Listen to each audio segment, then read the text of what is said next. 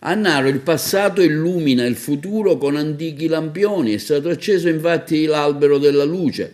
All'insegna del riciclo e della sostenibilità, l'albero di Natale del piccolo comune di Naro nell'Agrigentino ha realizzato con antichi lampioni.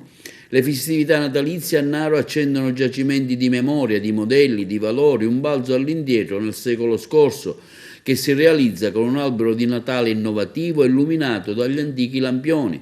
Il passato ritorna per illuminare il presente e il futuro, per testimoniare la storia per la quale Naro ha meritato di essere denominata la Fulgentissima, per ricordare i suoi personaggi, il conte Gaetani, ispiratore della prima sagra del mandorlo in fiore, la contessa Maria e la contessa Cesira, che il sabato sera amava assistere alle commedie nella scalinata del vecchio Duomo.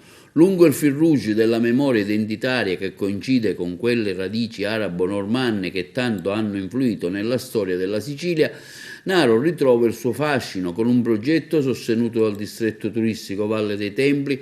La sindaca Maria Grazia Brandara non soltanto riesce a ridare una seconda vita a dei vecchi lampioni che giacevano abbandonati nei sotterranei del Palazzo di Città, ma anche a promuovere la destinazione nella cittadinanza barocca con un Natale speciale, un albero maestoso con tutti i suoi 16 metri di altezza, capace di illuminare la piazza Garibaldi in modo spettacolare con antichi lampioni.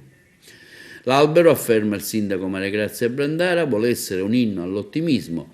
In questo tempo caratterizzato da tante negatività, quei lampioni sembrano voler dire coraggio, dopo il buio viene ancora e sempre la luce.